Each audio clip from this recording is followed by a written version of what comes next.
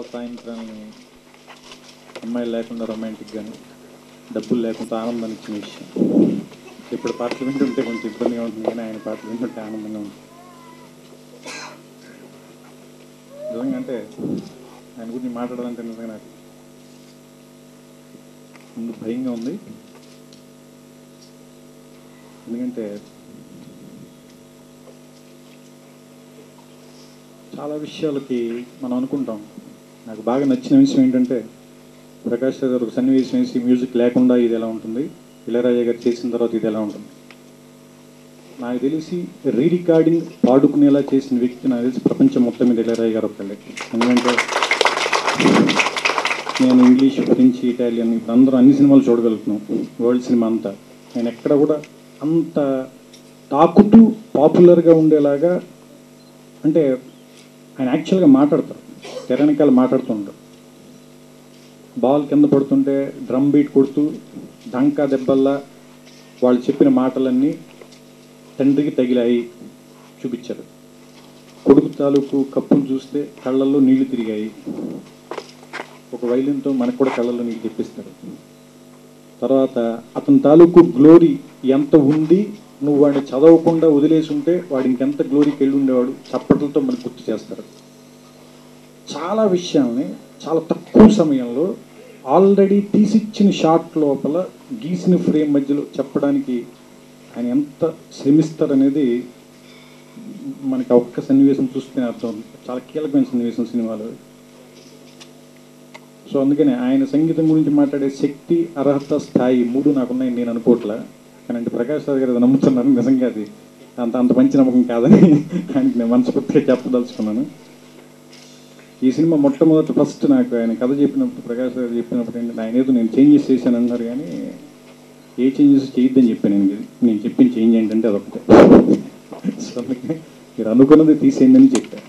నిజంగా ముఖ్యంగా పాట చూస్తుంటే రెండు పాటలు, ఒకటి మధ్యతరగతి వాళ్ళ జీవితం గురించి, రెండోది జీవితంలో ఉండే ఆశలు, పడే కష్టాల మధ్య ఉండేటువంటి సంఘర్షణ చాలా అద్భుతంగా అనిపించింది. ఈ సినిమా చాలా మంచి హిట్ అవ్వాలని,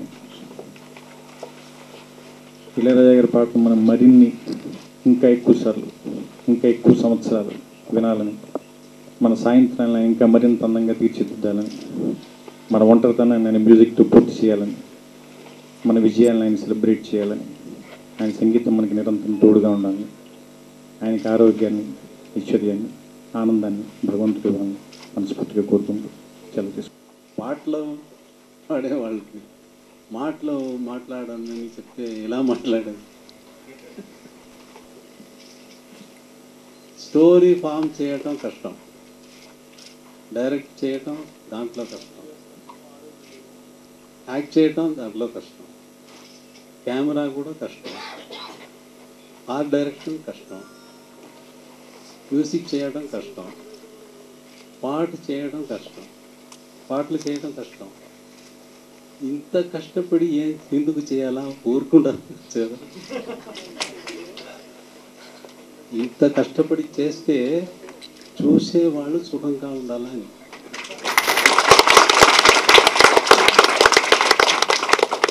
అది చూస్తే చేసేవాళ్ళు కూడా సుఖంగా అనిపిస్తుంది. ఆ taste of art that is అంత గొప్పది.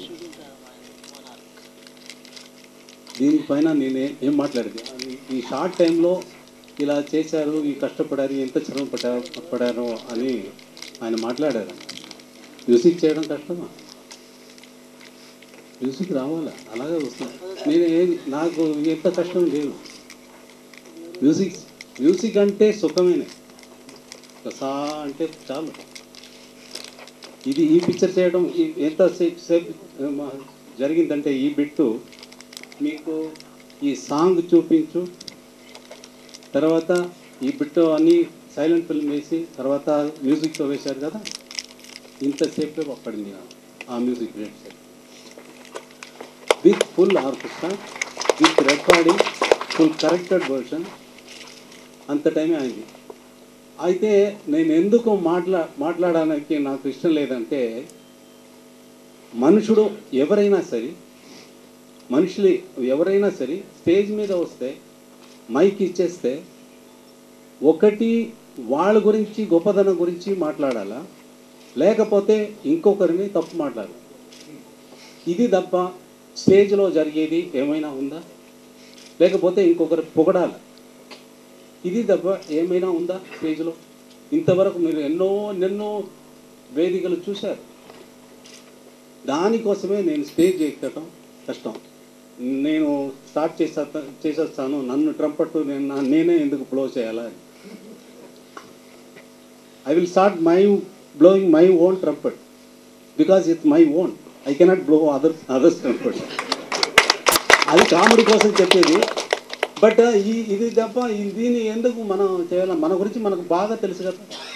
మన గురించి మనకు తెలియకుండా ఇంకొకరికి ఎలా తెలుసు? మన గురించి మనకు బాగా తెలుసు. మళ్ళీ ఇవి అన్నీ లోపల పెట్టేసి గొప్పది మాత్రం చెప్పేది నేను అట్లాంటి వాడు, ఇట్లాంటి వాడు, ఆయన ఇట్లాంటి వాడు అని చెప్పేది ఎందుకు? ఇది అనవసరం. నా సంబంధం సప్త స్వరాలతో, ఈ నాదంతో, unpolluted area, unpolluted, no pollution at all. See the sound of music. సత్యం అయితే అది కొట్టాల, గంటలు కొట్టినట్టుగా. నేను సత్యం చెప్తే అది కొట్టాల, లేకపోతే అది సత్యం కాదు, నా మాటలే కాదు. ఈ పిక్చర్ వచ్చేయడానికి నాకు చాలా సంతోషం. ఏంటంటే ఫస్ట్ టైంగా డైరెక్ట్ చేస్తున్నారు. ఆయన టేస్ట్ ఎలా ఉంది అనేది మీరు అందరూ చూడకపోతున్నారు, అప్రిషియేట్ చేయకపోతున్నారు. అవి అన్నీ నేను వినాలా, దానికోసమే ఇక్కడ వచ్చాను. ప్రకాష్ రాజ్ నా మీద ఉన్న ప్రేమతో, నా మీద ఉన్న అభిమానంతో అడిగితే నో అని చెప్పకుండా చేశాను. ఈ అవకాశం ఇచ్చింది చాలా థ్యాంక్స్.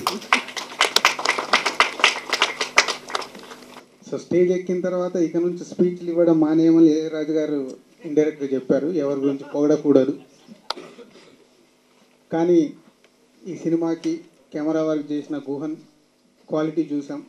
ప్రకాష్ రాజ్ గారు ఒక ప్రొడ్యూసర్గా, డైరెక్టర్గా, హీరోగా బాగా చేశారు కనిపించింది.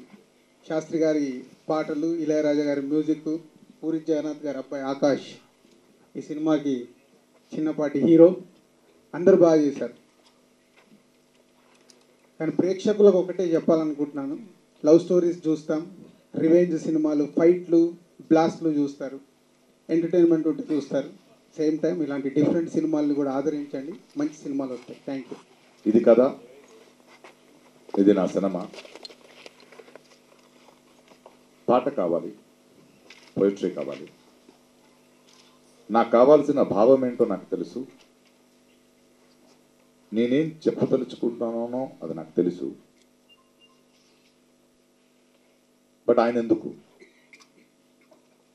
రాయించొచ్చు ఎవరితోనైనా. మ్యూజిక్ గురించి నాకు తెలియదు చెప్పడం, బట్ నాకేదో జరిగింది ఆయనతో, అది చూపించాను. దానికోసమే ఈ వేదిక, దానికోసమే ఈ ఆడియో రిలీజ్.